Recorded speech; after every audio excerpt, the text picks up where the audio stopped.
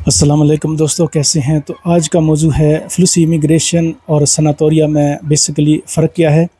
आज इस पे बात करेंगे। फिर हम ये देखेंगे कि जब 5 लाख के आसपास लोग इटली के अंदर गैर कानूनी तौर पर रह रहे हैं तो इनको डॉक्यूमेंट देने के बजाय फिर अगले 3 सालों में आ रहा है।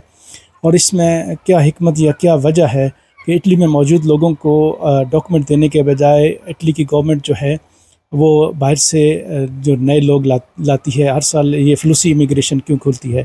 तो फ्लूसी और सनातोरिया में मेन फ़र्क।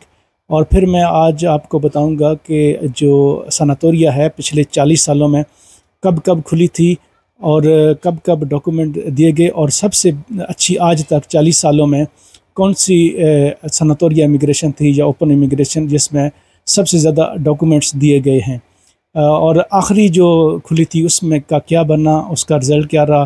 तो आज की वीडियो में ये सब कुछ मैं आपको बताऊंगा। तो दोस्तों, जो फ्लूसी इमिग्रेशन है उसका मतलब ये है कि ये इटली से बाहर लोगों को इटली के अंदर बुलाने के लिए, लीगल तरीके से बुलाने के लिए तकरीबन अब पिछले 5-6 सालों में लगातार, पहले भी तकरीबन जो है वो काफ़ी सालों से इटली जो है वो एग्रीकल्चर और दूसरे सेक्टर में सीजनल और नॉन सीजनल जो है लोगों को बुलाता है। लेकिन अब पिछले 5-6 सालों में अब लगातार तकरीबन अब 3-3 साल की लगातार, जैसे पहले 3 साल था, अब फिर 2026, 27 और 28 में फिर ऐलान किया है। तो फ्लूसी इमिग्रेशन का आसान लफ्ज़ों में यही मतलब है कि ये सिर्फ़ उन लोगों के लिए है जो इटली से बाहर से आते हैं। और सनातोरिया इमिग्रेशन जो है वो आखिरी बार 2020 में खुली थी। उसका मतलब ये होता है कि इटली के अंदर मौजूद लोग हैं उनको लीगलाइज़ करने के लिए ये खुलती है। और ये 5-7 साल के बाद कभी कभी खुलती है, कभी इससे ज़्यादा भी टाइम हो जाता है। तो सनातोरिया जो है इसको आप ओपन इमिग्रेशन, और ये इटली में मौजूद लोगों के लिए, और फ्लूसी इमिग्रेशन इटली से बाहर से लोगों को इटली में लाने के लिए। तो इनमें बेसिक फ़र्क ये है।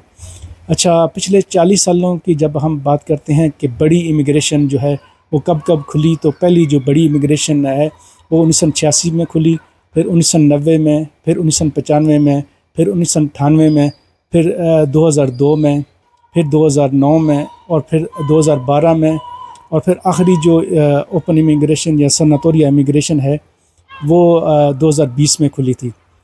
इन सब में जो सबसे ज़्यादा डॉक्यूमेंट आज तक दिए गए हैं रिकॉर्ड, वो 2002 की सनातोरिया इमिग्रेशन थी, जिसमें तकरीबन 6,37,000 लोगों को डॉक्यूमेंट दिए गए।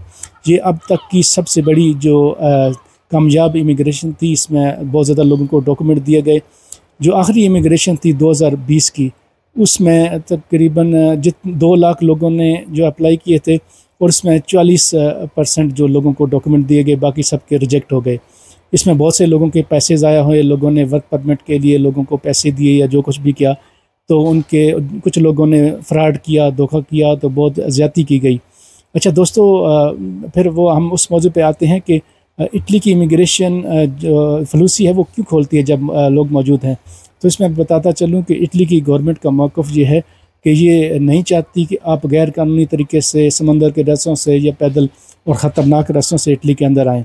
और फिर अगर ये यहाँ पे लोगों को डॉक्यूमेंट देना शुरू कर दें तो इस चीज़ की हौसला अफजाई होगी, और बहुत से लोग जो है वो समंदर के रास्तों और ख़तरनाक रास्तों से इटली से आना शुरू हो जाएंगे। तो इस चीज़ की हौसला शिकनी के लिए सनातोरिया इमिग्रेशन को जो है वो इसलिए इसको ज़्यादा वसी पैमाने पर कर दिया गया है। तो इटली की गवर्नमेंट का मौक़िफ़ यही है कि अगर हम इटली में मौजूद लोगों को डॉक्यूमेंट देना शुरू कर दें आसानी से, तो फिर बहुत लोगों की कतारें लग जाएंगी, और समंदर के रास्ते और पैदल बहुत ज़्यादा लोग आएंगे गैर कानूनी तरीक़ों से, और अपनी जानों का भी ज़िया करेंगे। और ये रास्ते ख़तरनाक जो हैं, गैर कानूनी जो इमिग्रेशन है उसकी हौसला अफजाई होगी। तो इस चीज़ का ख़ात्मे के लिए फ्लूसी इमिग्रेशन खोली जाती है। और हमेशा कभी भी इटली के अंदर मौजूद लोगों को आसानी से डॉक्यूमेंट नहीं दिए जाते जो गैर कानूनी तरीके से दाखिल होते हैं। तो इसकी मेन वजह यही है। तो उम्मीद है आपको इस चीज़ की समझ आ गई होगी कि सनातोरिया और फ्लूसी में फ़र्क क्या है, और गवर्नमेंट जो है वो क्यों लोगों को इटली में मौजूद गैर कानूनी को देने के बजाय लीगल तरीके से जो लोग हैं उनको जल्दी डॉक्यूमेंट देती है। शुक्रिया।